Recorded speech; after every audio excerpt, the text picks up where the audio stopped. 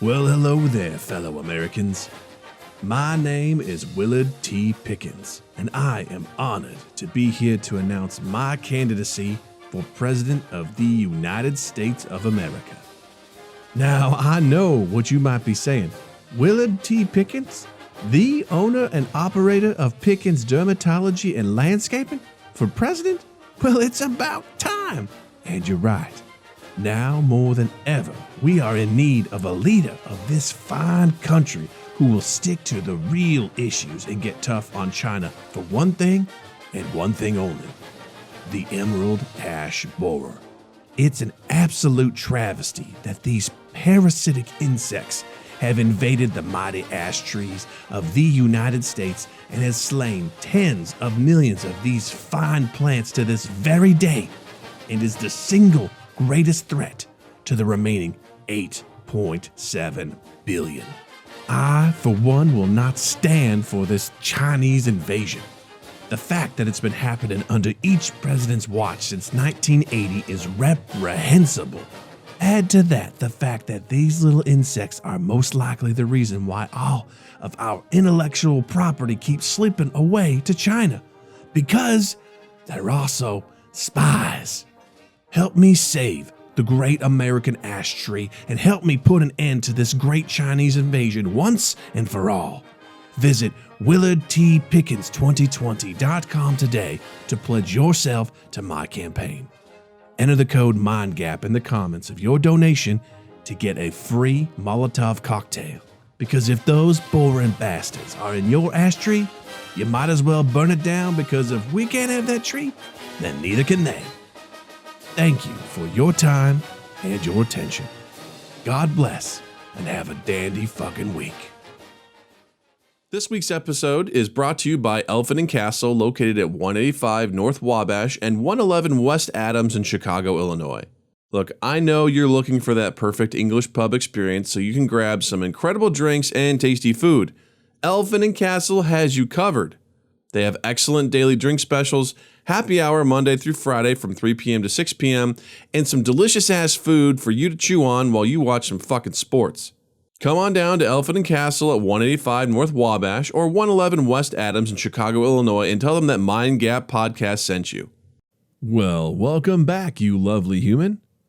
On this week's episode, I give Justin the full skinny on my daughter's first swim lesson, and then we wander down the road of hypotheticals, where I discuss which activities I hope Natalie doesn't get interested in. We then debate whether the, hey, if you have a boy or a girl in your bedroom, leave the door open a crack rule, and whether it would still apply under certain circumstances.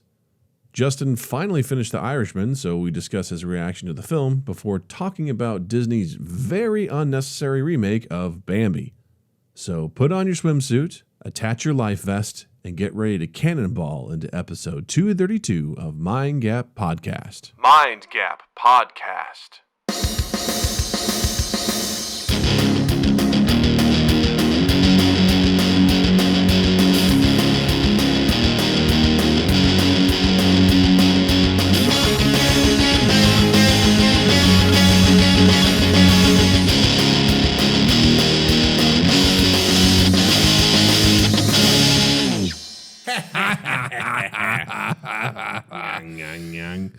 So this just in. Yeah. Oh, me.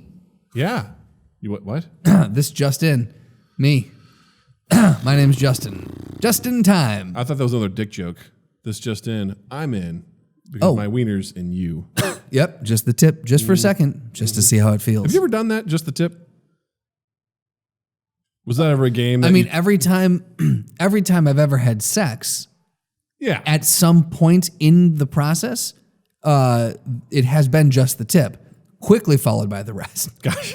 But there was never this implied thing of like, hey, I'm just going to put the tip in. We're supposed to see how it feels, and that's all it's going to be. I don't think I ever played that game. I've never done that either. I've never been like, okay, let's just. I thought you were setting this up for a story of what you've done in the past. No. All right. I just want to see if you had one. No, very much that, not. Where it's just like, because that seems like a real, just unsatisfying game for everyone. Because if you stick to it, I mean, just no one's enjoying that. And then if you use it as a way to go all the way in, that's just lying, is what that is. Yeah. I mean, I feel like one party would definitely enjoy it more than the other. I mean, it depends. Like I suppose. I suppose we could get into logistics of this, but I mean, probably not. But yeah, I mean, it depends. Where's it going?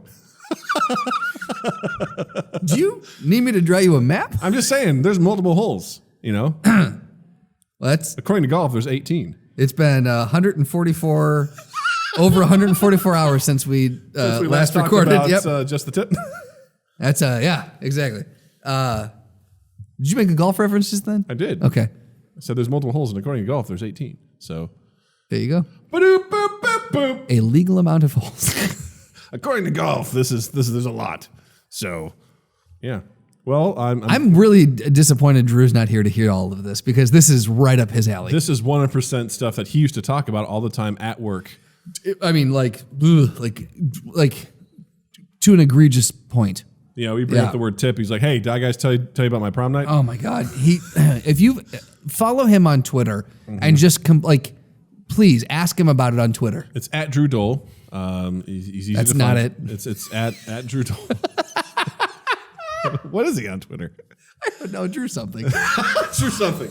Literally, it's at Drew something. It's at Drew something. Yeah, he got it and he won't let go of it. That's what you said. So this just in, big news. Oh, right, we're doing that. What's up? Natalie had her first swim lesson last week. Oh, good for her. Yeah. Look at that. It's pretty cool. She was... How did she take to it? She did a very good job. Yeah. We had a shower beforehand, and we were kind of running behind, so I was like, hey, just get in there real quick. And she got in there, started screaming. I'm like, what's wrong? She's like, it's cold. I'm like, it's not that cold. At the pool? Yeah, she's like, ah! I'm like, okay. Whatever. It's like, I didn't ruin it for you. Get out of here. But as soon as she got in the water, she did great. She did a really good job. She was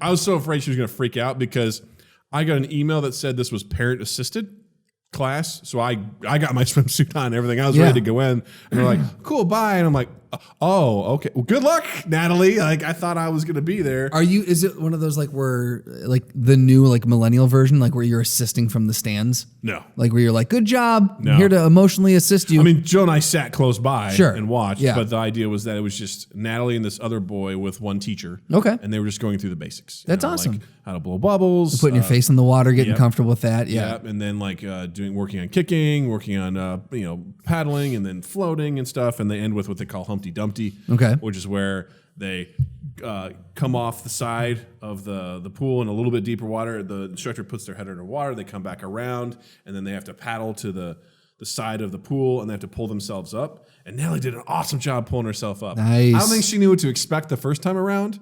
She's like, all right, here we go. She put her head under water. Natalie popped up like, bah!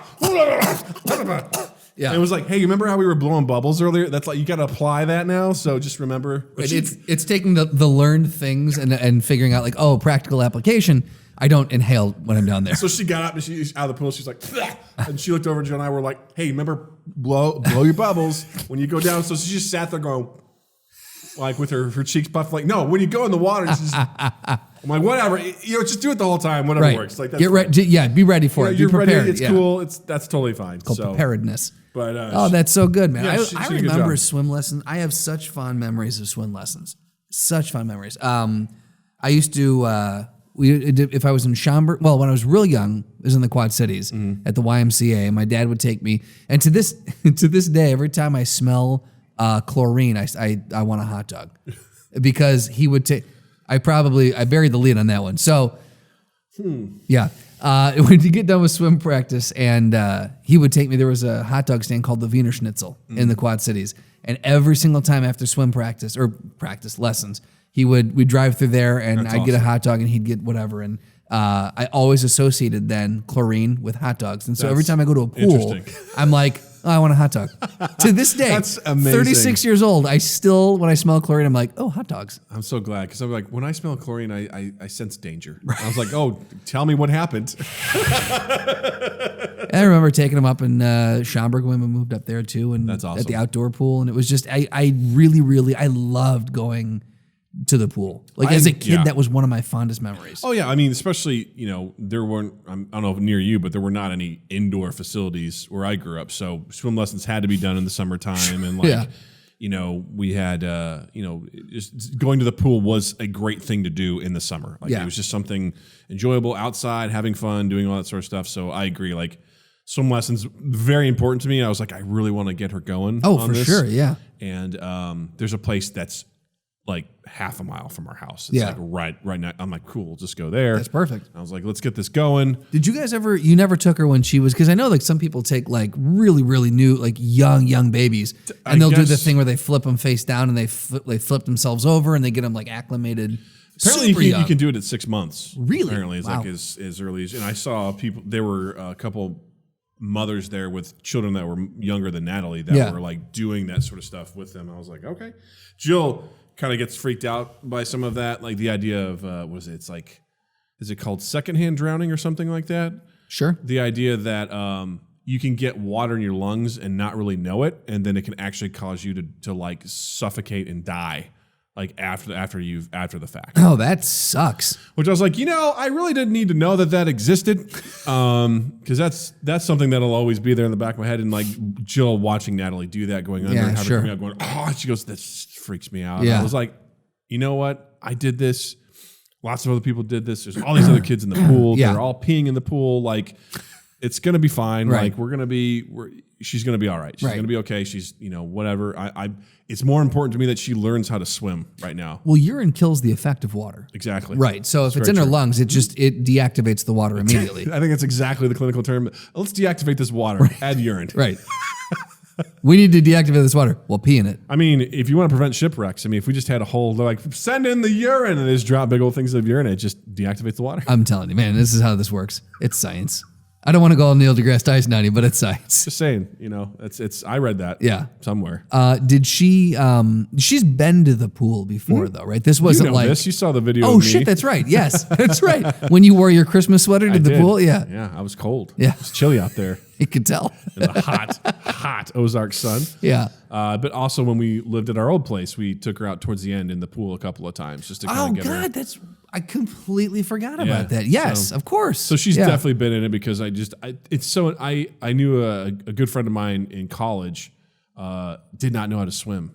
And that's just wild, man. Yeah. Him going to the lap pool at college, and he was like trying to like get acclimated and try to learn how to do it. And he's a very athletic guy and just was really good. But I remember him just being on like one of those the kickboards or whatever. Yeah, that's exactly or the paddleboard, something like that. I think it's a kickboard, something like that. Yeah, something you learn how to kick with. Yeah. And he just had it under him, and he was like going into the deep end. And I could just tell he was super tense. Sure, and really self-conscious too, right? Because he's almost an adult or an adult. He doesn't know how to do that. And I was like, God, that sucks. And not only that, just dangerous in general. Just because imagine the social pressures. Like, hey, we're going to go out on the boat. And you're like, yeah, I'll go because I don't want to be like, I don't swim.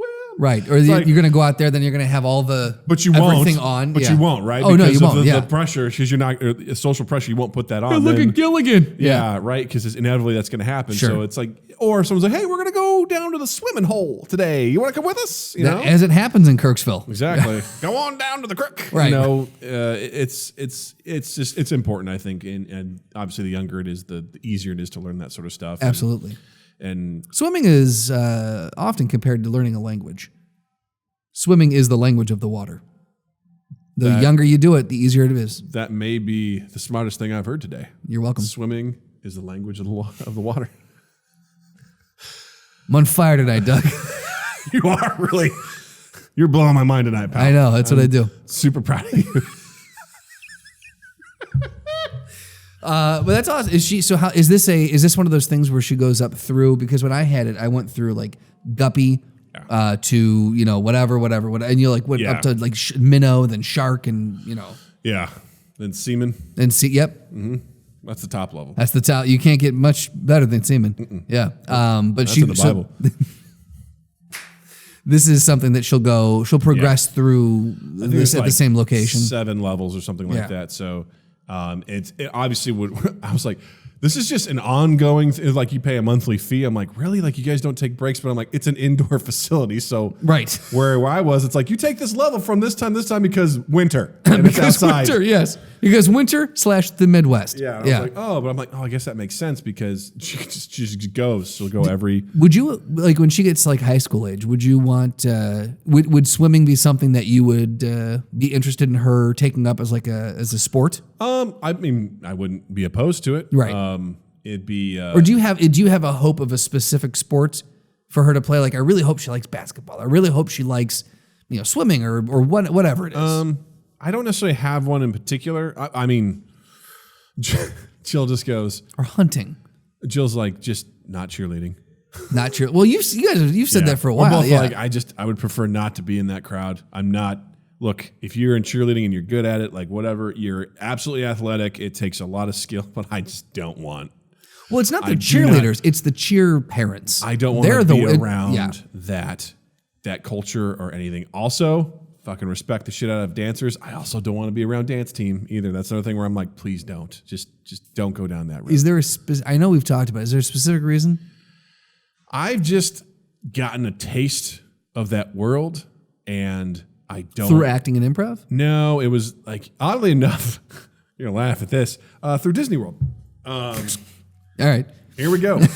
So there was one particular trip that Jill and I went on where This sounds familiar. Go ahead. It was either the National Dance Championships or some shit was going on in Disney World. The whole week we were there. The entire time we were there. And girls were out in the parking lot. They were practicing and I just saw the parents walking around that say like, dance mom or dance dad. And I was like, nobody cares. There was just this, and I get this, this and entitled parents. Like these are the ones that just in general, this really irk me where, look, I'm happy for you. Go do your thing. Yeah. Go out, rock and roll. But these girls would also be in their dance outfits throughout the parks as well. And some of the girls would just be in like sports bras and whatever sort of like just very revealing outfits. And they're just wandering around in just giant droves. And I'm just like, I don't like any of this. I just don't. I'm happy for you. I think dancing is incredibly difficult. I did a tiny bit of that for a dance class for conservatory. I was like, fucking A, this is insane. When you did the Russian folk dancing. Exactly. Yeah. It involved like stabbing your partner and hiding their body somewhere and then actually paying their significant other for the cost of the burial. Absolutely. That's what it boiled down to. But just the culture around it, there's no easy way to say this without sounding like an asshole. In general, there's this air of importance around it. I know it's important to people, but they exude it like this is hands down the most important fucking thing in the world. I would argue that with any sport, though. I know. You know what I mean? Like, I've seen basketball parents. It seems worse for this, for some reason, to me. Because you're not wrong. I've been out in the suburbs watching my nephew play soccer. I'm like, y'all need to chill out. Relax. I watched a guy get fucking kicked out of a soccer game. I'm like, really? These kids are 8. Like, really? This is what we're doing? Yeah. I watch parents slap and pound the mat as 6-year-olds wrestled at a wrestling tournament on Saturday. When I was in college in the Quad Cities, when I was going to Blackhawk out there, I worked for the park department and I would do odd jobs for them and stuff. And I did scorekeeper for what was called futsal, which was indoor soccer. It was like biddy ball indoor soccer. So little kids running around playing indoor soccer. They called it futsal. And there was myself, a ref, and a gym man, like the person who was responsible for opening up. Yeah. And I cannot tell you how many times the ref would have to stop the game because a parent, and these kids were no more than like 8 to 10 years old, and a parent was on the field, on the basketball court where they had the goal set up, and he was like screaming at someone or I'm like, what are we doing here? And so I would just sit there and just hit the just keep hitting that to That'd be great whenever they talk. Piss them off. Yeah. I don't think I was good enough to actually hit the moment, but I was just like, what are we doing, guys? This is a fucking biddy ball. This isn't even a real sport. It's called futsal. What are we doing? Yeah, you're right. And again, I feel bad saying this because this is something I think I just live in this world and I can't in this feeling. and I can't articulate it very well, but there was just something about it. It's me because I do not care about that. Right. I just couldn't care less. Sure. And yet these people are like, we're here at the dance champ. I'm just like, I don't care. And you guys are just... It's the equivalent. It's the real life, the IRL equivalent of someone posting a baby picture on Facebook. 100%. You're like, it's in the I see it. same vein. Good for you. Don't give a shit. Yes. Move on. It's like, I'm proud of you. I'm glad. Can you guys at least change out of your dance uniforms before you come to the fucking parks? Like, what are we doing? Like, I don't... Again... Let him go. I know exactly, like, as I'm saying this, I'm like, I know exactly what Justin's going to say. I can feel it already. I feel his gaze upon me where he's like, Doug, you know, it means a lot to some people. I'm like, I know, but not me. And because it's all about Doug. Well, because going back to it, because if Natalie becomes part of that world, I have to be tangentially linked, and I couldn't care less about it. I don't want to have anything Let me posit this. Let me ask this. Yeah. Prior to having a kid, Oh boy, I really didn't like it then either. Well, Let me tell you, can I tell you an embarrassing story? Sure. Same guy I was talking about that couldn't swim. Ended up marrying this lovely woman. And one of the first times I met her, we were going to a Bears game or something. We were in Chicago and we were walking and talking. And I blatantly go, you know, there's one thing I hope my daughter never does. It's dance. I was like, I think that might kill me. And she got really quiet. I go, oh, you're a dancer, aren't you? She goes, yeah. I'm like, fuck. I'm like, sorry. And when they ended up getting married, they showed like a slideshow and stuff. And she did like legit. Like hardcore dancer. Like ballet, like all that sort of stuff. And I'm like, to this day, I hold that in there. I'm like, fuck. You and I do the same things where for years, I will hold on to things that I did wrong or embarrassing things that I've never been called out for, or the person may still not even realize or what, like, but you know, and you feel like a complete fucking idiot. Yeah. And that's and exactly. if I were to go and apologize to her, which I'm going to see them soon, I'm going to go and apologize to her. I'm like, hey, look, you may not remember this, but I do. And it's haunted me for close to maybe 10 years at this point in time. And I just have to say this. And she's going to go, oh my God, I she's didn't even. Like, oh, okay. Whatever. Or she's going to go, finally. Thank you. You big fucking prick. Crosses my name off the list. The murder list. You can live. All right, cool. You're good for now. Let's see what else you say, you dumb shit. But prior to you being a parent, there was a lot of stuff that you were like, oh, I don't get it, or I don't like it, or whatever. Now, post having a kid, being post-parenting, I'm sure there's, prior, you could hear people go, I love my child more than I understood. Like I would more than I love myself. And I'd put you heard that, but I'm sure once you have the kid, you're just like, oh, I get it now. I mean, I love her and I will support her if she's happy, but I won't like it. You know what I mean? But I'm right. You see what I'm getting at? I do. Like if she is like, Dad, this means everything to me. I'm going to fucking support you. And just look, I'm going to come to the bare minimum amount of things that I have to go to. Like, I'll drop you off. To make you understand, I still and love you text me when you're done, and I will come. I will ask you about it. Right. I'll help you practice. I will run routines. I just don't want to be around everyone else. I don't want to be around the other parents. I'll see your performances, and that's it. I was like, I'm going to sneak in after it starts, and I'm going to leave before it ends. Listen, while I'm there, if you see me on my phone, don't get offended, okay? Like, I just understand that I love you. I'm just playing Farmville. And I love what you do. Right. I don't understand it, and I'm just not into it, but that doesn't mean that I don't care. Because the thing that would make that worse is, and again, I don't think I can ever really articulate this well, is just when I see people, especially like at the level that these people are competing. I mean, you go to the Disney World. I mean, hey, it's nationals, right? It's probably or regional. It's something big. They're at Disney World. The right? mouse invited them. They got to be good. So it's got to be something to some level. But when I look at that, I'm like, what are you, junior high? And this is like the most important moment of your life. And it's like to them, maybe in that moment, maybe it is. And I don't necessarily blame the kids. It's the adults. They're attached to it. It's the quote unquote coaches that are coaching them and like just doing whatever they're doing. And I'm like, it rings so false to me. Sure. That I can't take it seriously. Sure. And I have to be like, you guys are dancing in a parking lot, practicing for the big show. I don't know what this is. Like, I have a hard time. I feel the same way about baseball. So Oh, Drew dude. says, in high school, I went on a cruise to the Bahamas with my girlfriend and her dance team. That was weird and uncomfortable. Oh, wow. But I was 18 and could buy liquor, so I got some pretty awesome rum. But her parents had to declare it for me. So again, uncomfortable. Jesus Christ. That's not fun at all. That is hilarious. And Etoy07 says, Hey, what's up? getting older and becoming a dad has drastically changed how I feel about belly shirts.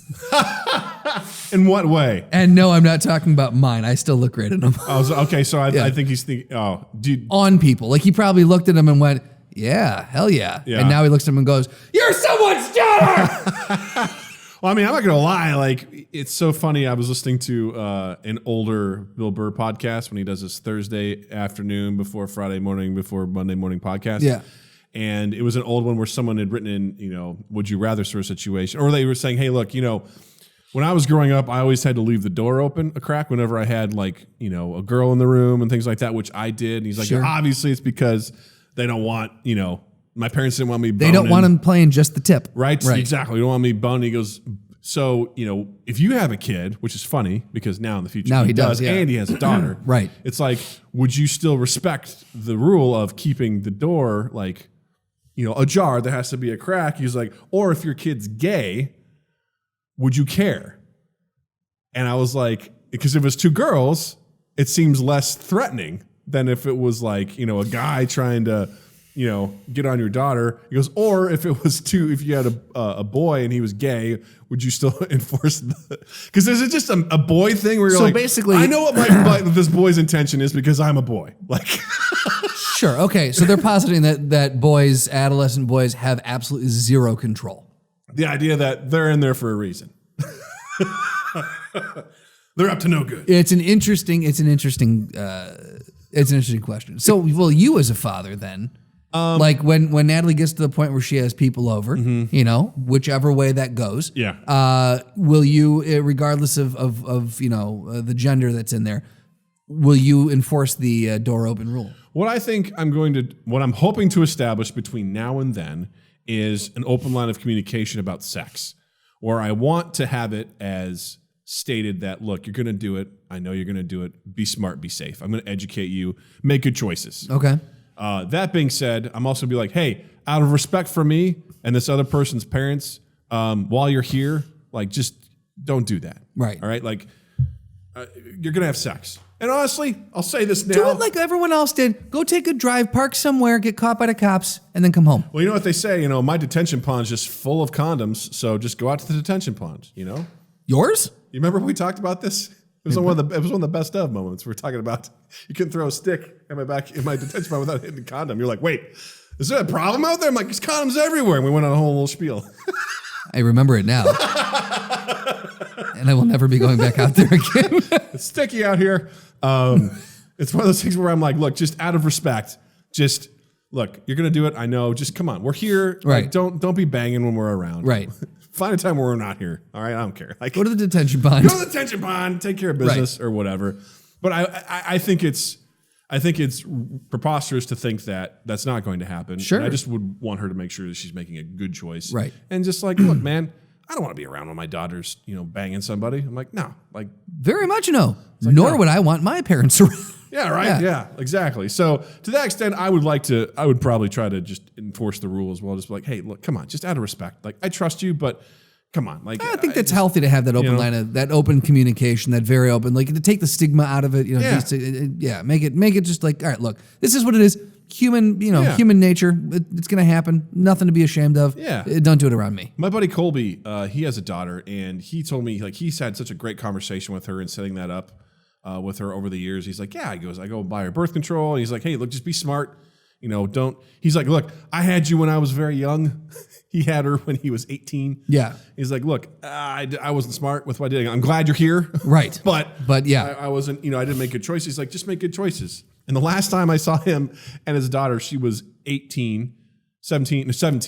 He goes, hey guys, this is Chloe. I haven't seen her in a while. He goes, it'd really mean a lot to me if you'd go and subscribe to her videos on Pornhub. I remember saying that, yeah. Just really give her all the support. He goes, it'd mean the world to me. And I was just, she just sitting next to him. Oh, damn. Because she's put up with him her whole life. Oh, and sure. She's so fucking cool. I was like, God, you're such a cool kid. Yeah. And I laughed so hard because I was not expecting that. But I'm Right. like, that's the kind of relationship that they have. And I'm like, I hope I have that kind of relationship with my daughter. I'm like, hey, Justin, you remember Natalie, right? Go support her Patreon account for her furry stuff that she does. I'm just going to say this, I'd prefer not to have any part of that. So leave me out of that conversation. That'd be fun. Quite uncomfortable.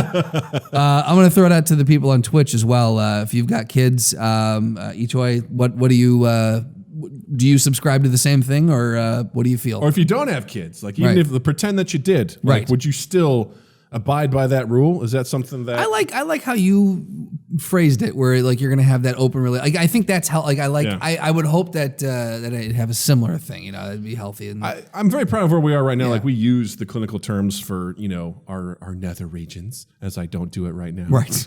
But like, yeah, because it's the I was podcast. just like, she's like, oh yeah, my vagina. She's been hitting me in the balls like just nonstop lately, and It's a rough phase. It's been a rough phase, a rough man. phase. And it's so funny because this is so funny because it's just a typical thing. This is like a quote out of context. And if someone were to do this read differently, it's a whole different outcome. It's a whole different vibe. All right. But I'm going to read it innocently like it was, where she's like, she points to my crotch. She goes, "Those are your balls." I'm like, "Yeah." She goes, "Can I see them?" I'm like, "No, you can't." She's like, "Why?" I go, "Because we don't show our balls to people." I go, "I don't show my balls. You don't show your vagina to people." I go, that's not polite. It's rude. We don't do that." She's like, "Okay." There you go. Learning moment. Yeah. Exactly. It was true. Like anyone, like again, if it was one of those searches that we talked about, it would be a whole different scenario. But that's just it was a very like, all right, I'm learning about these things. Mm-hmm. That's that. Let me see it. Yeah. No, okay, got it. Well, I just imagine things my 2-year-old says. Oh God! Imagine that kind of. Oh my of God! I forgot about that series. That's what I was thinking of. That guy's like, like, God! Are those your balls? Yeah. Let me see them. Can I see them? No. Why? Why? Why not? If you've never seen it, look up Convos with My 2-Year-Old. Mm-hmm. It's a YouTube series that started like, it had to have started 8-ish years ago, 7, probably 6-ish at least. And it was a guy who had a 2-year-old daughter, and his friend would write down all the things that he and his daughter would say to each other, and then he would have his adult male friend play his daughter and act out the scenes again, and they would film them professionally. And it was just funny to hear like verbatim conversations with a 2-year-old, but read by an adult man. It was so well done. And he continued the series as she grew up. That's awesome. Second season was with my 3-year-old, 4-year-old, and then they had a second child. And so now that they've incorporated second child, and he's got a whole thing now. He's got a whole little company That's amazing. around it. But definitely go back and check out the first season because it was something of magic. It was so good. It was a great concept. I know. It's just such an adult read. I love the idea of quotes out of context. I always have. Taking something and reading it a little bit differently, something that's innocent.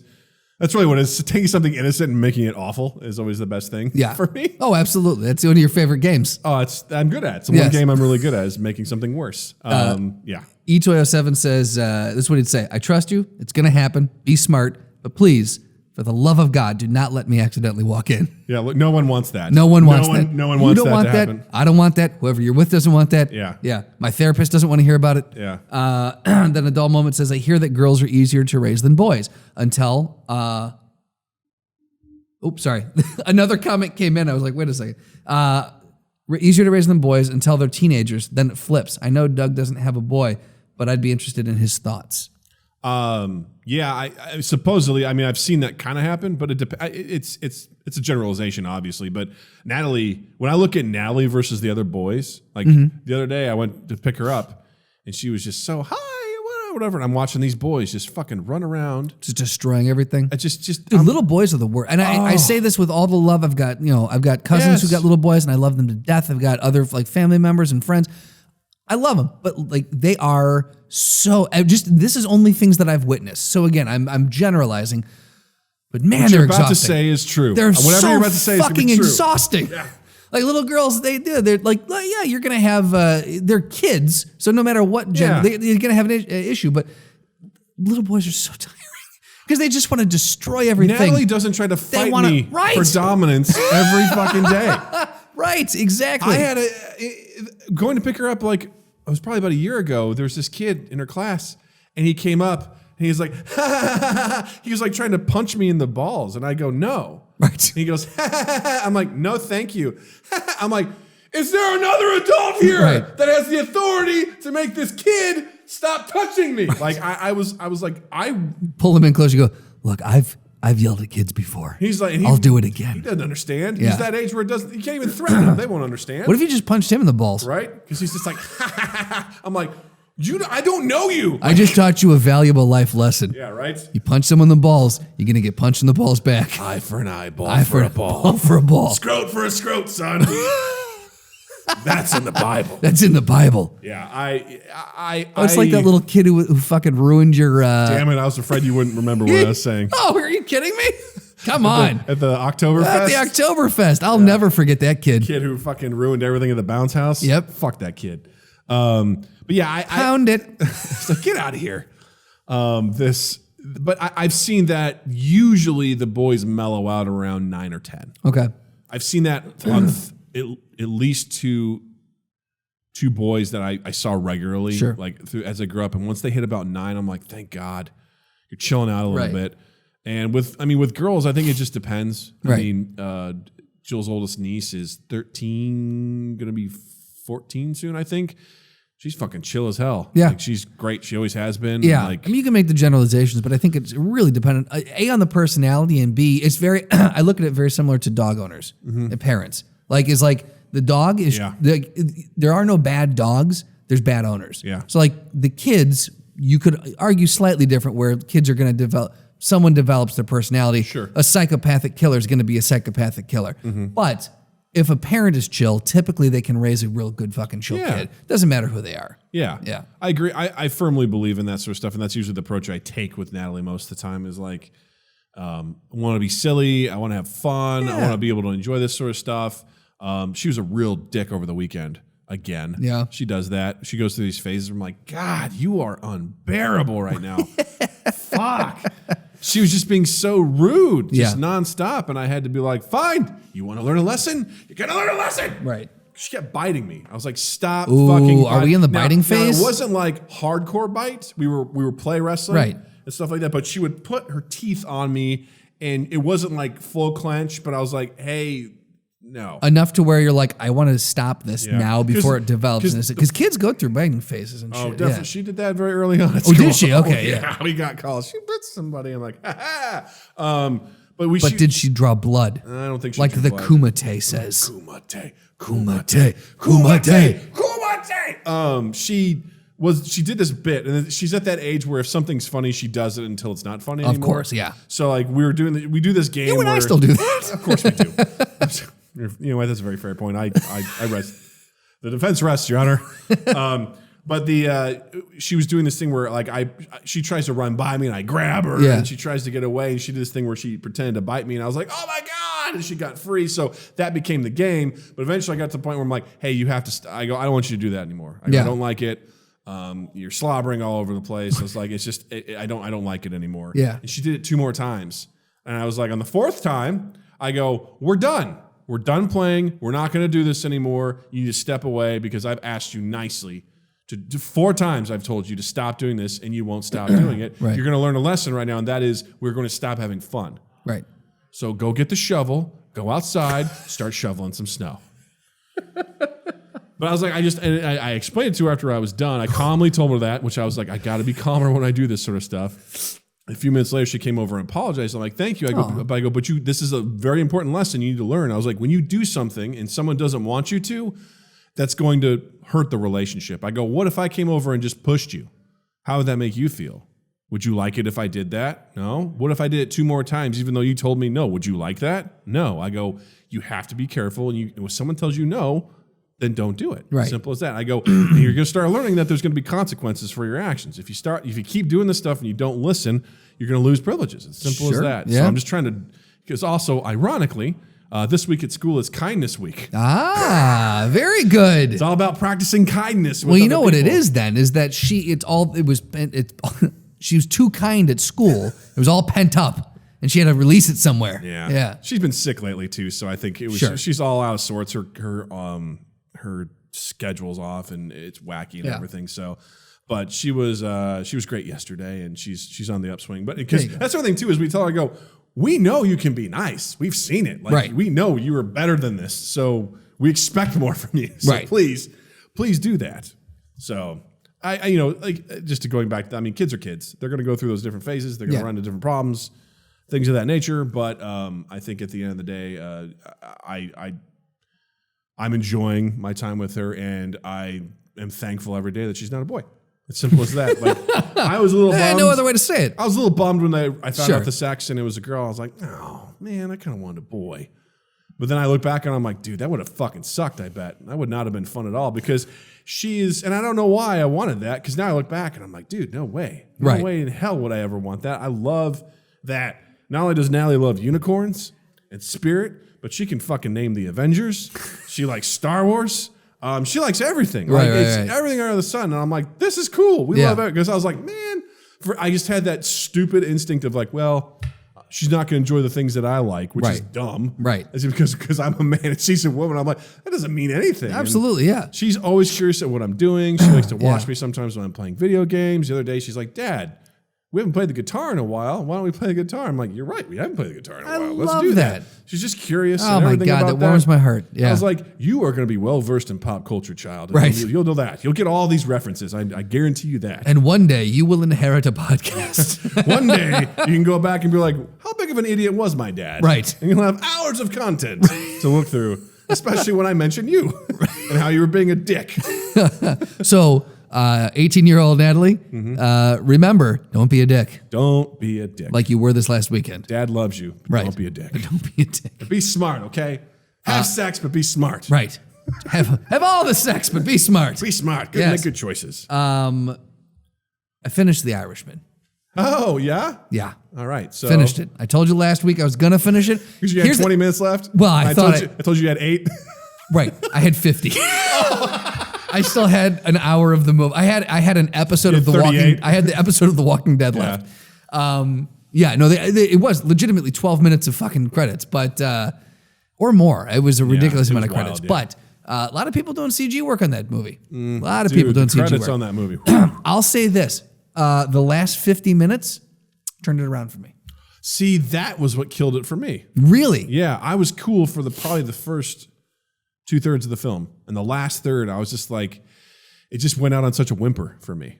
Interesting. Okay, but at the same time, I thought it was beautiful at how alone he was. Yeah. Well, I think that's what it was. Up until that point, I think I was so hyper focused on the de-aging. Mm-hmm. It pulled very distracting. And that was like, it feels like it was just a vehicle to do this. And I was like, I don't, like the story was there. So first off, it did not need to be 3.5 hours. No. That hard disagree. I'd say you could probably cut 10 minutes off, you know? I think you could cut a half hour out.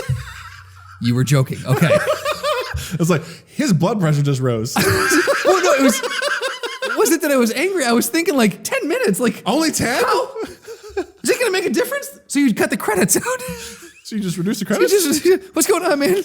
Why are you aiming so low? It's like a joke my English professor told me once. He said he knew a colleague, a professor, and a girl came up to him and was like, after class, and was like, hey, I'm not passing this class and I really want to pass. And he's like, where are you going with this? She goes, I would do anything for a C.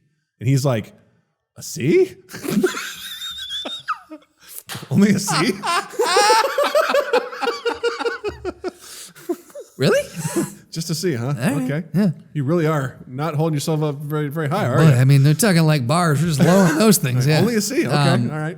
No, I was talking with Haig about it, and he's like, okay. And I knew he was going to ask this. He goes, okay, well, what would you have cut? Well, I mean, that was my natural. Right. Yeah. And I told him, I said, I didn't watch it with that in mind. I would need to go back through with a more critical eye and be like, but I feel like just knowing how like the story was paced and just knowing like having edited things and put stuff together, I feel like I could. I'll tell you a scene I'd cut right the fuck out. Please. Well, there's two. Well, right off the top of my head. Yeah. One, they made a big deal about, he's like, you're going to go down to Miami and there's going to be a guy down there. His name's whatever, Wally. And he's big got ears. big ears. Yeah. And they had that whole interaction. He's like, why are you looking at my ears? I'm Yeah. like, it's supposed to be funny, isn't it? I was like, it's not funny. Yeah. I was like, And then comes back around later. I was just It's like, I know that guy. He doesn't have big ears. yeah. Yeah. It's just like, Yeah. or the one bit that I said I wanted to talk to you about when you watched it, Yes, because I please. was like, what's the fucking point of this? The fish in the back seat. When they go. Because that actually happened. That's what Sam eventually told me. He's like, Yeah. that's the thing. I was like, why is this conversation happening? Sure. Why is Sure. this conversation Yeah. happening? Because I'm like, It was, I'll give you that. It was like really drawn out. I was like, what is the point of this? Right. Like, I don't fucking get, like, what is this some sort of like thing that's going to come back around, like in the evidence of like, well, there was fish and they found fish on this guy. And it's just like, no. Yeah. I was like, is this some sort of Italian thing? Like, they're like, hey, he doesn't know how to got a fish. He's a fucking idiot. That's the first thing I thought. I was like, is it kerosene back there? Like, because he's like, it's wet. I'm like, well, is it like kerosene or gasoline and they masked it with fit? Like, is someone going to get fucking whacked back there or what? I don't know what it is. Like, I thought it was a mob thing. Yeah. And then I had to do a little bit of reading. I'm like, oh, the guy legitimately did deliver fish in his car. Like that was just, but they could have just mentioned it and had a 30-second interaction where it smells like fish. Yeah. It felt like a Tarantino scene. Right. Where it was like, I'm like, what is with this fucking we're still talking about the fish. Yes. And then it doesn't come back. I'm like, what the fuck? Right. And there was You don't know what kind of fish it was? Right. I mean, I just want to know. If someone asks me, I want to be able to know what to tell them. So you went and picked up a fish, but you didn't know what it was? There's a guy waiting with the fish. We didn't ask him what kind it was. Was it carp, halibut, mackerel? Yeah. Pointless fucking conversation. I'll give you that.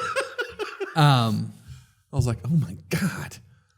So there was one other scene in there where I thought the same thing, where I was like, it would only cut out a couple seconds here or there, or maybe a couple minutes, but it was one of those where it was overly redundant. I was like, it was not to the extent, but how we've talked about how people like cut back and forth to, like, I'm like, I get it. He's looking at this guy, or we're waiting for this to happen. Like, it was one of those things where I was like, we could cut this down easily and I'd still understand what was going on. Yeah. And I really think they could have, and maybe it defeats the purpose, I really think they could have hired two actors, the main cast and then the young cast, because we really went through 4 different periods in their life. Yeah. The 2 younger actors play the 2 younger periods, and then the actors, De Niro, Pesci, Pacino, they play slightly younger and then older, or like now and older. Like they could have the car trip basically. Yeah. Like I feel like that was just them. Yeah. Let them roll with that. Like that's that. You could have easily done that. And I don't think there was any reason. Cast James Dean. Yeah. Right? Like you can do that now. Sure. Yeah. Right. But like you can get a younger actor. Did you hear that they're going to possibly redo Goodfellas? Oh man. We're done. That's it. They're having the same actors. They're just going to de-age them.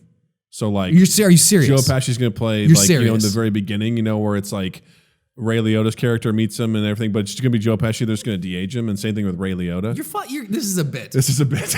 All right. I'm like, this has to be a bit. You see him cross his arms? Like, no. But I kept going. I kept going. You did. Like, no, this is a bit. This is a fucking bit. I refuse to believe it. Until it gets announced, I will not believe it. I don't want to talk about this. I only say that because he had a young version of Ray Liotta that looked a lot like Ray Liotta. He had a young version of Joe Pesci in that movie that looked like, why not do it again for this fucking, you know what I mean? Is it really that important to have Robert De Niro play the nuanced younger version of himself? Right. No. Now, have you seen, and this is what, I should have posted this to our social. I'll post this. I think I know what you're talking about. It was the deep fake versus the Netflix. Yeah. Blew it out of the fucking water. Isn't that insane? It was insane. Yeah. I'm like, if you're going to do it, fucking do that. Yeah. And this is a guy on YouTube who had probably 0 budget. Yeah. And he had spare time is what he had. Yeah. It's like, what are we doing with this shit? Like it wasn't, so I think. So distracting. And again, I didn't dislike the movie. And Haig goes, oh, what a resounding, I was like, I didn't hate it. He's like, oh, what a great review. Yeah. I didn't dislike the movie. I thought it was a good movie. Should it have been up for Best Picture? I don't know. Yeah. But then Haig goes, well, what would you put in its place? That's always and I Haig. went, it's Haig always says the same arguing. Right. Which sometimes I agree with, but I'm like, I'm not talking about what should go up in its place. Right. I'm saying I don't think it's worthy to be in that group. I understand you're saying, by me saying that, yes, I am opening myself up to, well, what was better than it that should be in its place? It. Right. Chapter 2. Done. No, but like, I'd have to go back through and I'd have to look at a list of all the movies that came out in 2019. I don't have that. Haig goes, well, here's a list. Choose Right. one. Choose your top 3. This is the one that he's curated because if there's one thing about Haig comes prepared. Haig comes prepared and Haig sees every movie. That's true. And remembers it. I don't know how, I cannot remember what I saw at the beginning of the year. But anyway, I could be open to hearing a debate about it being best. Was it good? Yes. Was it like Best Picture? I don't know. Maybe. I thought it was very entertaining. Yeah. And I think going back to your point is like, there's this thing where I'm sure it's a rule, like with cinematography, whenever you're cutting to something or editing and stuff like that, and you're cutting to something specific and you're showing the audience something, it should have a purpose. And I felt like there was a lot of moments in that movie where I felt like they wanted me to notice something. Right. Like there was a part in when Hoffa's giving a speech in a crowd of guys. It's cutting between some different people in the crowd. It's cutting back to Robert De Niro because he's playing the bodyguard. I was like, something's gonna happen. Murder attempt, yeah. And then nothing happens. Right. I was like, that is confusing to me as a viewer because I'm like, was that the intended result of that? Sure, yeah. To make that happen? Because if it was, I'm like, I don't understand like maybe what the threat was. Maybe he was trying to put us in Frank's position where he's constantly having to look at, like, he realizes what's going on with Hoffa, and he realizes he's always, so maybe Scorsese was trying to basically give us the same anxiety that the character's going through. That's the only thing I can think of, but I feel like that's a stretch. Because I'm also watching The Outsider right now. Yeah, on how's HBO. And dude, the cinematography on that it's one of those things where I noticed editing for the first time when I watched The Departed. Okay. I was like, this editing is telling the story. Yeah. Like this is incredible with the music and everything. And then with this show, the cinematography is very, to me, it stands out in a sense that it has very unique shots to a seasoned person. They're like, oh, that's probably what but for me, I'm like, this stands out to me, like the way these are these long shots and it focuses on stuff. And I'm like, I'll be there going, why are we focusing on this? Right. I start getting me like, I'm like, this is important. I literally did that. I'm like, this is important. What is that? What is it? Can I see it? What's happening? And I appreciate that because there's also this sense of, I get this sense of dread in that show that there's always someone watching from a distance. Like it's an uneasiness that I feel where I'm like, what's happening? So to see that, I'm like, this is intentional. This is purposeful. Which, by the way, Jason Bateman has directed several of these episodes so far. And they're fucking fantastic. Nice. So when I take that same approach to The Irishman, I'm like, why are we seeing this? Whatever. It's kind of lends to the argument of like, think this is superfluous. Like, we're getting a lot of extra stuff in here. Sure. Feel like there's a lot of fat on it. And we could kind of like. So I think for me, it was a length thing. It was the fact that it was so like you just could not see the de-aging. Yeah. Like it was good.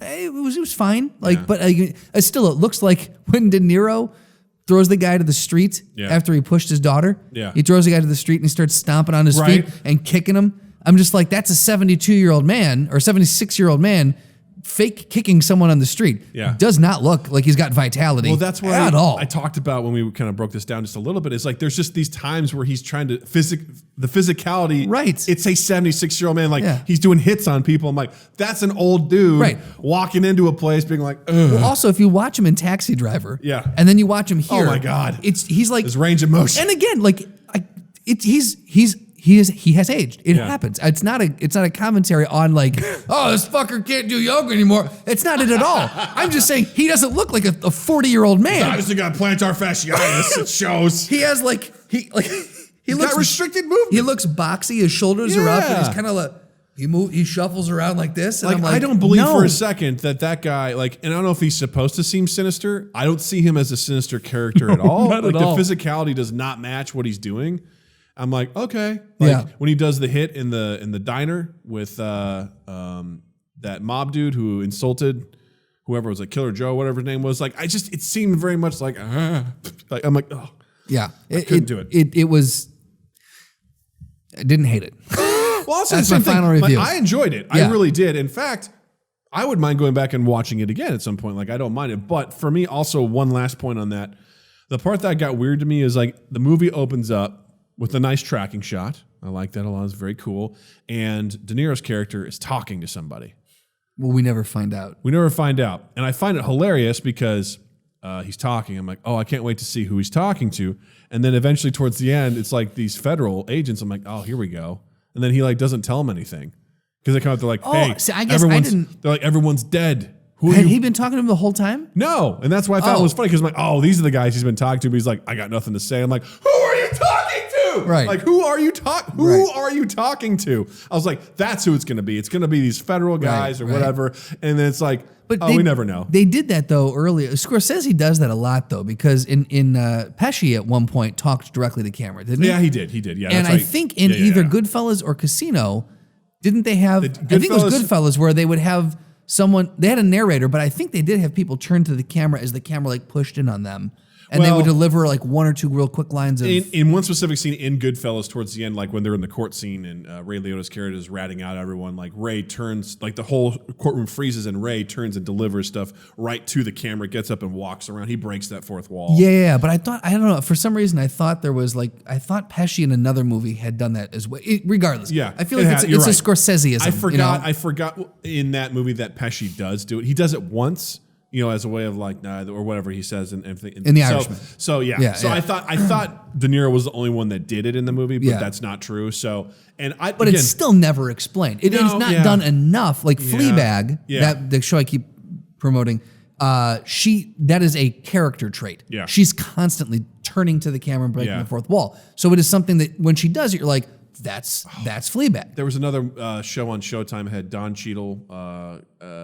Wasn't The Shy, was it? No. Black Monday? No, it was something about investing and stuff like that. It had a bunch of folks in it, but he did the same thing. He was constantly turning to the camera, talking about what's going on in the situation, then goes back and that was definitely a vehicle. And with this, it's like I don't mind a narrator, right? At all, especially in Goodfellas, like Ray Liotta just narrates the whole thing, and you really don't see him addressing till the end of the movie. Right. So with this, it starts off with them, and he's talking. I'm like, well, who are you talking to? And it's not the end of the world that we don't know. No. It was just kind of weird to me. Right. Because I had the same thought. I'm like, oh, wait, is this a documentary crew or is this Because it also starts with him doing that because if you if it showed it again towards the end of the movie and you realize he was probably just fucking lonely. Yeah. But they they kind of stop showing that over time. It would have been nice just to have someone, a nurse or someone just being like, or the priest, or whatever, something like that. Like he's opening up to someone you just don't know, or he's talking to a ficus, right? Something like he's just crazy. He's talking to the fireplace, whatever exactly. it is. Like it would have had. You're the only one who stands me. Yeah. So again, I'm in the same boat. I enjoyed it. There was definitely some cool stuff about it, but the last third just sort of like it died off on me because I'm like, oh. It just seemed like so anticlimactic. I don't know what I was expecting. Sure. I mean, you're like, I know he dies. Like, and it's that last scene of him just sitting there and it's just like cuts to black. I'm like, really? That's what we're going to do? I'm like, but there's 12 minutes of credits. Right. What is it? Because I'm on my phone on the train watching and I was like, cool, here we go. Yeah, the after sequence. Where they tease the Irishman too, Electric Boogaloo. I want to. So we're kind of wrapping up here. Irishman to Celtic Boogaloo. That'd be There we go. Yeah. That's not it. Do you have something pulled up? I want to go to the minute here. Do you have something to follow up with the chat? Yeah, the chat. So just what's been going on? Drew says another thing to think about is that maybe regarding the length, maybe to entice Scorsese, to entice Scorsese to a Netflix deal, maybe they gave him Final Cut. He may or may not be used to that. Who knows how long Goodfellas would have been without Warner Brothers intervention? I'm willing to bet that Netflix was allowed him to do whatever. I mean, really, in general, I get the idea that Netflix lets a lot of those big name guys do what they want. Oh, that's part of the draw. Yeah, no doubt. Mind Gap fan poll question: what is your favorite Scorsese movie if Goodfellas is not an option? Ooh. Did he do Casino? He did do Casino. He did do Casino. For me, it's Departed. Departed's up there for me. Yeah. I saw someone recently say that movie was overrated. I strongly disagree. That movie had such a profound impact on me from a cinematic standpoint. Just all around, I was like, this movie's fucking wild. Yeah. It was so cool. The acting and everything, it was fantastic. I love Gangs in New York for Daniel Day-Lewis's performance, but for some reason, the movie itself, again, felt long to me. Very long, and also I remember seeing that movie in the theater with my brother, and I remember being so let down by the ending because it seemed like it was building to this giant confrontation and this big battle, and then it was just like, oh, just kidding, there's a riot, and then the big battle we were waiting for was this sort of anticlimactic sort of bout between DiCaprio and Daniel Day-Lewis, and it fell flat for me really hard. But it's one of those movies where it's on, I'm like, I'll watch this. Sure, I like it. Yeah. It's got interesting stuff. I just can't get over his accent. I love his accent for some reason. Then E207 said, I'd love to see a Scorsese theme park. Oh wait, that's just Philly. And then E2 says Shutter Island was his favorite one. I've only seen that one once. I need to go back because I really liked it when I watched it. I like the twist in it. Drew said he did not hate it, and then Etoy said, Drew goes, you might be alone in that being your favorite, but I didn't hate it. And Etoy goes, I'm sure I'm alone. I actually forgot that he directed it after I Googled his films. It's one of those things where I fell in love with the book first and actually enjoyed the adaptation. Didn't realize it was a book. Yeah. That's cool. There you go. We're learning shit. It's time for the minute. Give me just a minute. Oh, I'm done. So, my prom night. Real quick, I want to chat about this because this is big news. Yep. Disney is doing a live-action remake of Bambi. False. They're doing a CG remake of Bambi. Yeah, exactly. Yeah. So, but they're getting real deers. Live action. Yeah. And I was reading an article that said probably the only reason why they're doing that is because it almost was going into public domain. Really? It was made in 1940. Oh, that's fucking hysterical. Disney doesn't want to let it go for this one thing. Oh, wait, so the animated version. So if they redo this, it's gonna reset the rights on it, but to the story. So the story, something along those lines. Something about the because I was like, if it's a different medium, then or like, well, it's like how Disney constantly updates the artwork to Mickey, to the design of the logo, because it just whenever it's a new creation, it resets the. Interesting. Okay. So Disney knows how to do that stuff. Yeah, they probably got some lawyers. You know, they got lawyers. They know how to do that stuff. They know how to do it. I just look at that. I was like, that is just. I just recently watched that movie again because it's on Disney Plus. Yeah, and it is. Not a good movie. Yo, you don't like it, huh? It's to quote this article, it was just like, it's a movie about animals existing, I guess. Like I don't know. It's just weird. Okay, so who voices Bambi? Who voices Bambi? Not the original. Who do you cast to voice Bambi? Some dame. Let's see here. I mean, I don't know. It's because there's young Bambi, and then there's like teenage/adult Bambi. You also got Thumpa and the skunk. You've got right. I know all the characters. Father deer. There's like an owl, and there's a fox and a hound. There's the Aristocats. Right. Yeah. There's Pappy Le Pew. That's the skunk, right? There's a bunny named Bugs. I mean, I can't wait to see the CGI where all these animals go off to fuck. In spring. That's a great point. And you get a weird like it's going to be called a skier. It's a skunk deer. Skunk deer. Or a dunk. Just a really stinky antelope. Watch out for the dunk. Hello, I'm Dunk. That's the sound it would make too. It would go dunk, dunk, dunk. I mean, I don't know. You got to have, I don't know, what's Jonathan Taylor Thomas doing these days? Timothy Chalamet. I have no idea who would voice it or whatever. I look at that. I was Seth Rogen's got to be Thumper. Oh, dude, he would be great as the skunk. As a skunk? No, that's right. He's the skunk. Oh, because weed. Right? That makes there sense. You go. Yeah. Yes. So if that's the case, then you got to get James Franco to do Thumper. There you go. Yeah. That's great. Let's throw John Oliver. Let's just get the entire cast of Lion King. Done. We'll bring them all back in. We'll have everyone do everything there. Beyonce's the mom. There we go. Yeah, exactly. Yeah. No, we're good, guys. We're good. We got this. Yeah. Donald Glover plays adult Bambi. It's all good, man. Yeah. It's all good. It's all done, good. Done and done. Yeah, I'm just really disappointed by that news because it's one of those where look, if we need to become okay with the fact that this is going to happen for every movie. Cinderella, it's going to happen for. We already did Aladdin. What else? Beauty and the Beast, we already did. Little Mermaid. That's happening. That's happening. Yeah. There's other ones. Yeah, it's going to happen. It's going to happen for everyone. Lilo and Stitch is out there. Be okay with it. Mulan's happening. Which, by the way, I have to say, I just watched Mulan on Disney Plus. Not a good movie. But you loved that movie. What? When Natalie wanted to watch that over and over, and I thought you were like, I love this. Did you not like that? Mulan? No, we just watched it for the first time. Sorry, Moana. Oh, okay. I was like, I don't think, no.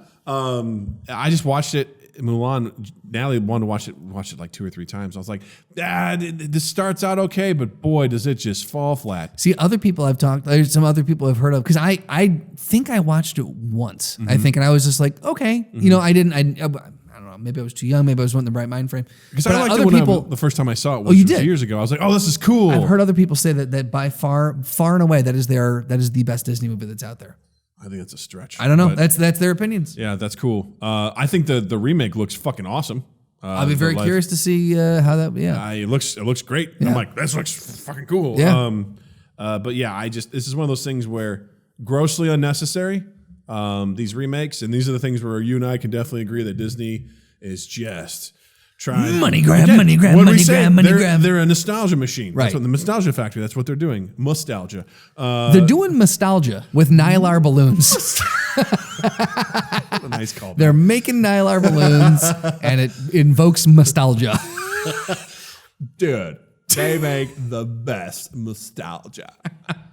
On Saturday after brunch, I love to go get a venti nostalgia. It just sets me up for the rest of the day. It clears me out, puts me in the right frame of mind, and I can just go and just write my screenplay. Yes. all the yes to that. All those things. All the fucking yes to that. I can't wait for that movie to fucking come out. It's going to be real great. It's going to probably look like shit. So, yeah, it will. Yeah. I'm not gonna lie to you. I've been struggling the entire time to come up with one. Uh-huh. I got nothing. Yeah. I got absolutely nothing today. My mind is a blank. For the what? For the like I was going through what we talked about here. I was going through. Oh, got one. All right. Okay, there we go. Did you see it happen? Yeah, you saw the genius come in. We might have done this before, though. Let's find out. I think the first time you talked about the dance trip in Florida. God. Oh Jesus! Did we do this? Did we do dance parents versus cheerleader parents? Cheerleader parents? I don't think so. No, dude, that's a good matchup right there. That's like and it's not the cheerleaders and dancers; it's the parents. That's like the Chiefs versus the San Francisco 49ers. Why'd you say it like that? Fuck you. That's why you said that weird. San Francisco 49ers. The Chiefs versus the San Fran. Probably because I was like, well, I didn't say the Kansas City Chiefs.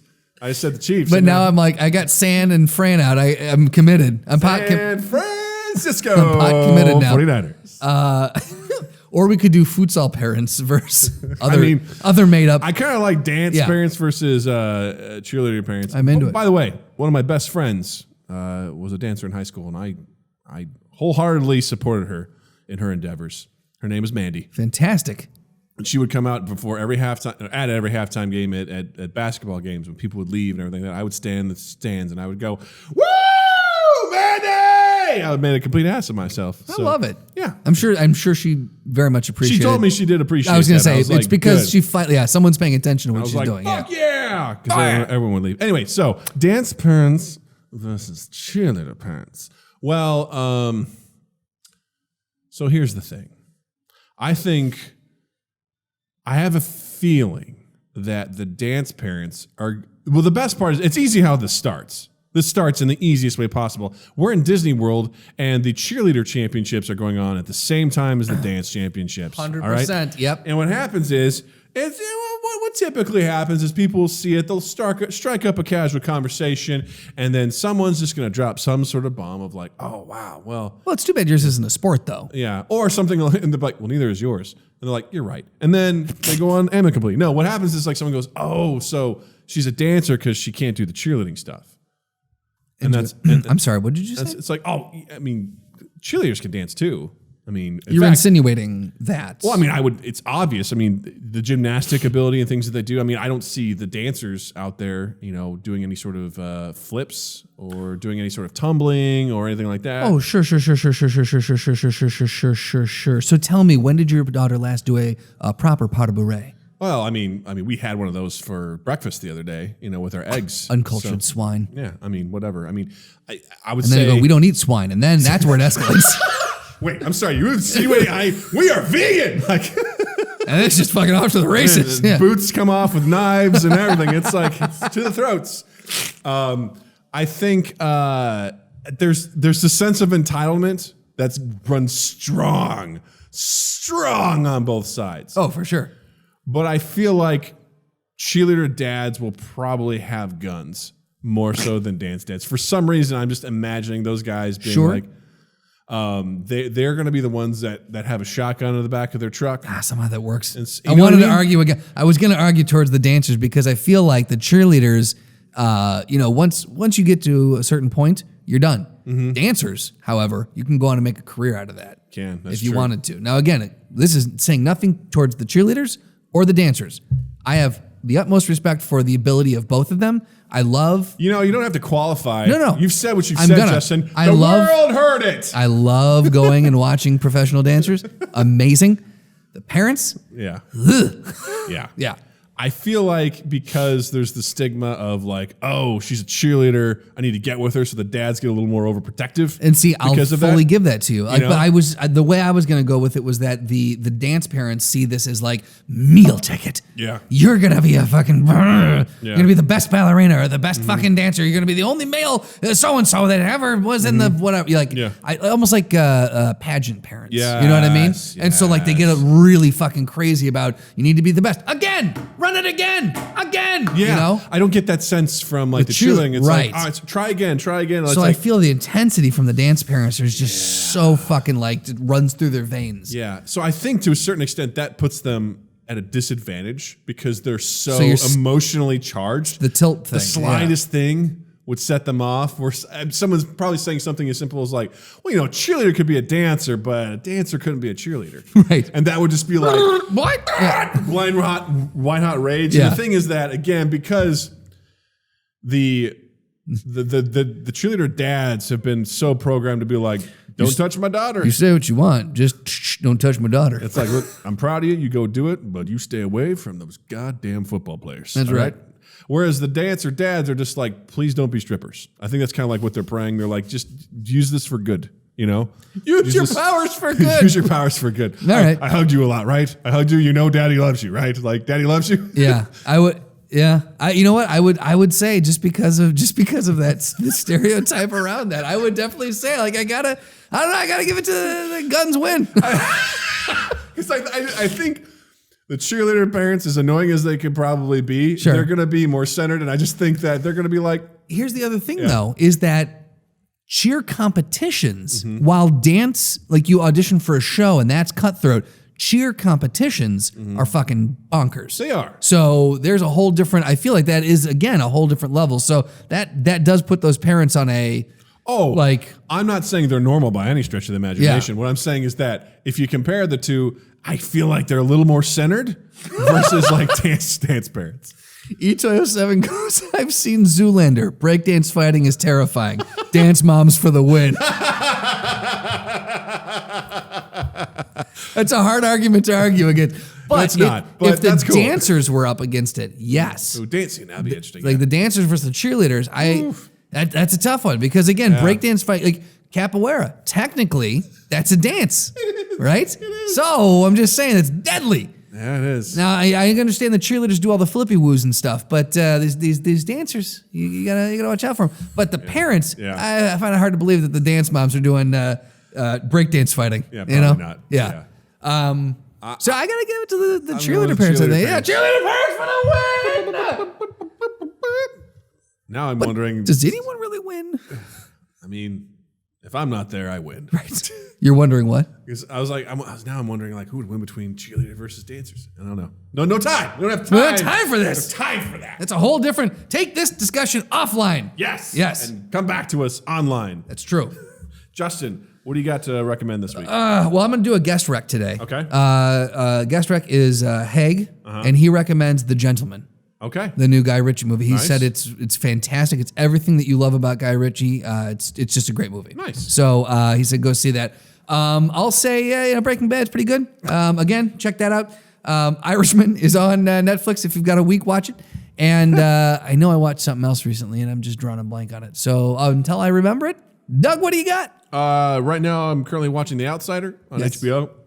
Huge fucking fan. I think it's great. Be curious to see how this ends. If it's multiple seasons or whatever. It's multiple seasons, which it probably will have to be. I'll be like, we'll never know. But it's a great thriller. Very, very much enjoy it. Also, as of today of recording, which is Tuesday, Warcraft 3 Reforged. It's the redux of the old Warcraft 3 game is coming out on Blizzard, on Steam. Wait, Steam, it's out today? Today. Like right now? Today.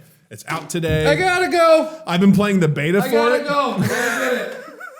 I've been playing the beta for it Yeah. for like the last week and a half because I realized if you pre-order it, you can do the beta. I'm like, what the fuck? And I've been playing it nonstop. I've been playing with my brother again. It's been a nostalgia factory. I love it. It's been a lot of fun. I've had an absolute blast with it. So I say go check that out if you got that too. If you got the time. If you got the time. And you know you do because it's a real-time strategy game you can pause. All right, fuckers. Find us on our social medias at MindGap Podcast, Facebook, Twitter, Instagram. Follow us on Twitch. Do us a solid. Get on Twitch. Follow us. We're inching closer to becoming an affiliate, so that'd be a real big help to us. We are. So follow us. Share us around on there. Check us out on YouTube. We've got our episodes there as well as some other videos. Enjoy us and enjoy Justin online as well. Instagram and Twitter. Please give me a follow at Justin_Michael, spelled Mikel. It's the fun way of spelling it. While you're in the online realm, check us out on Apple Podcasts, on Stitcher, Spotify, and Google Podcasts, wherever you can consume the old podcasts. And then share us around, like us, subscribe to us, rate us, review us, all those things. And then 2east8th.com/mindgap and just 2east8th in general on the social medias. Chris and Matt show is coming up. That's going to be the 1st, 8th, 15th, and 22nd, maybe? Question mark? It's every Saturday in February, basically. Starting this coming Saturday, I think 8:30 p.m. maybe. DeMott Theater is Second City. Go to the website. All the info is there. Check it out. If you use the promo code SQUEEP, SQUEEP, you can get $3 off, so it's a $10 ticket. We did the videos for it. This is probably video-wise one of their most fun ones. So, well, I don't know, fun. Different level of video. We'll say that. Just keep your eyes out for the torture sketch. Cool. Yeah. I love it. Justin, thank you. Douglas, thank you. Listeners, thank you. Twitch, thank you. Twitch, thank you for being you. You guys just keep being you, and remember, have a dandy fucking week. Mind Gap Podcast.